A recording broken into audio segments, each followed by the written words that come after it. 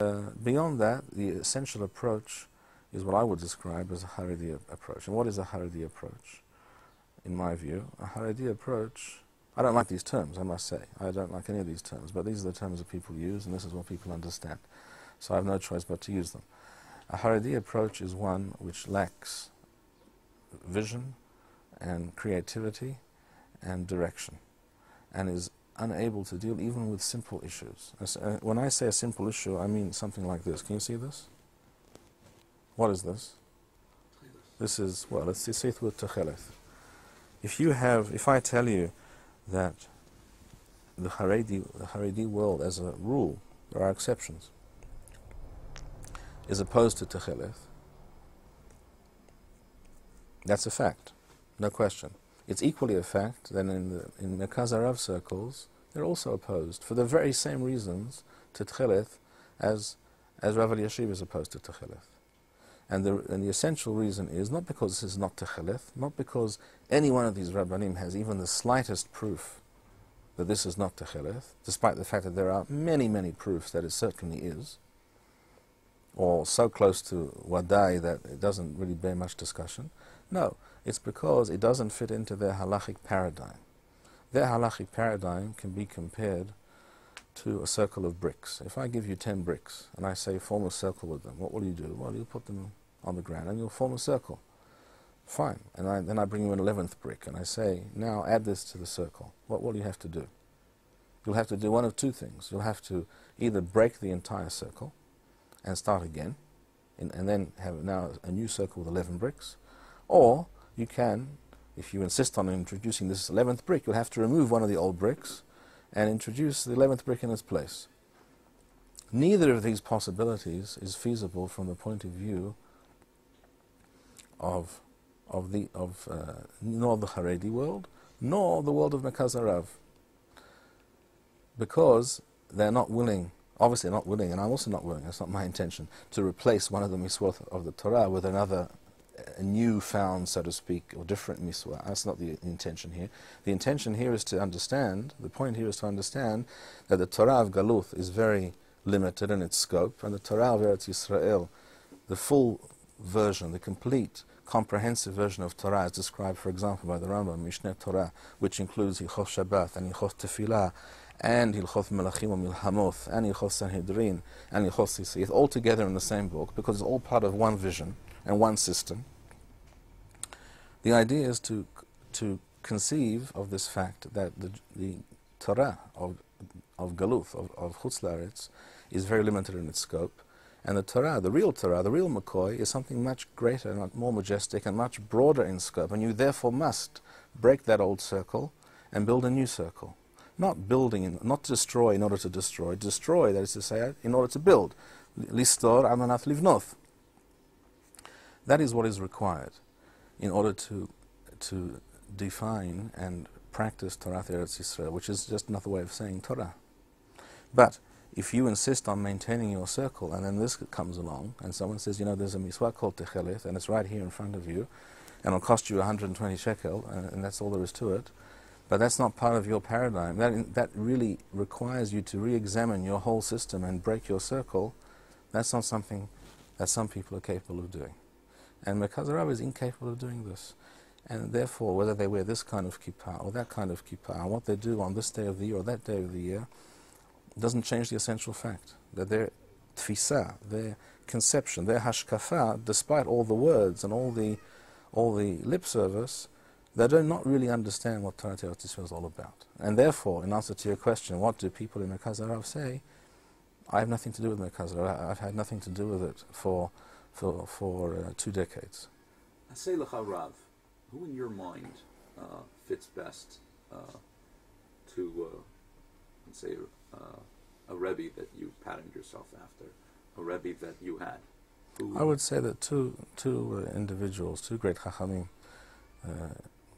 come to mind. One is Mori Rabbi Arav Yosef Gafech, Zecher Tzadik Livracha, also known by some as Kapach. He was, of course, Temani, and tremendous Gaon B'Torah. He was a Dayan in the Beth Din HaGadol here in Eretz Yisrael, as is well known, and he was respected You had a personal. I had a very, I had a close relationship with him. I sat in his house on tens of occasions. He gave you smicha? He did. And the other one that comes to mind is Hagon of Moshe Shilo, who lives in Bnei Brak, the author of many, many books. He was the mashgiach in Yeshivat Shalabim for over 20 years. He's now retired. And if you like his phone number, I'll give it to you and you can call him. And what you're doing has their backing or not necessarily? I mean, rather than ask me, I'll give you the phone number, ask Rav Shilo. Okay. Let's see. Two last things. Do you have a final message? I can tell you this, though. This I must tell you. And this is, I'm not saying it in any way to belittle Hagoner of Moshe Shilo, quite the opposite. I think this shows his gadluth. 3 days before Yudalet ben Nisan this year, when many Jews said Birkat Hama,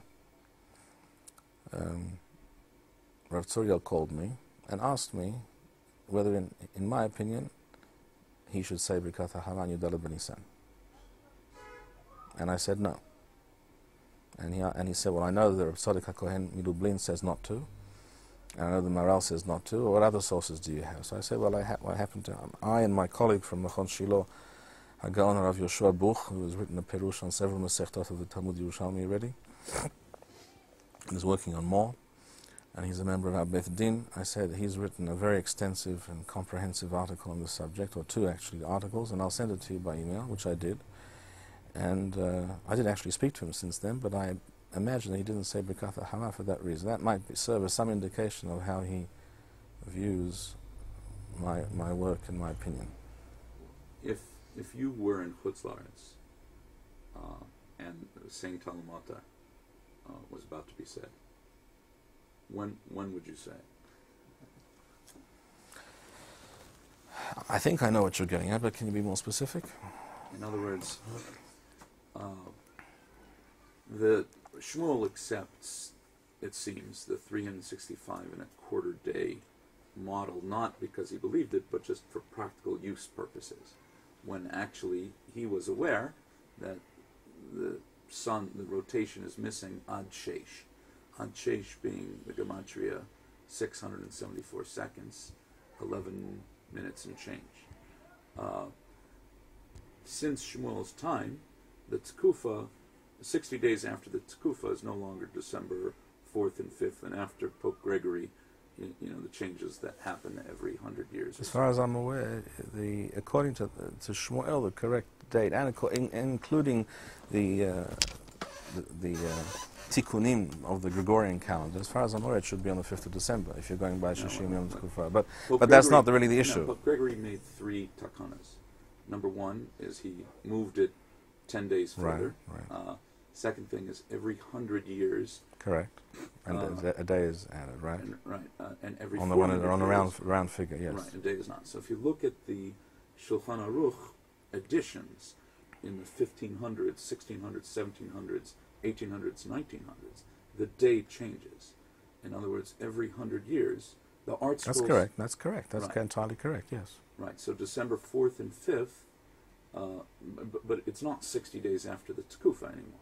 Well, the Tekufa of Shmuel in general, which is not the Tekufa of Shmuel, this was based on the Julian year of 365 and 1/4 days, is not accurate. Everyone knows that. So obviously over time there has been a shift. So just as this year when on Yudalet ben Nisan, which is supposedly Yom Tekufat Nisan, it was actually 18 days off. So obviously all these things are off. The Tekufa of Ravada is much closer to the reality, but of course if we know the true reality, then we should follow that if we need to calculate things based on the Tekufa. But to my mind, that's not really the important question now, because you should be saying, according to the Nusach of Bavel, within Talu Matali Vracha al Paneha Adama, on whatever day of the year you begin to say that, whenever the Shishim Yom Harat Kufa works out to be, that you should be saying if you live in Bavel. To the best of my knowledge, you do not live in Bavel, anywhere near Iraq,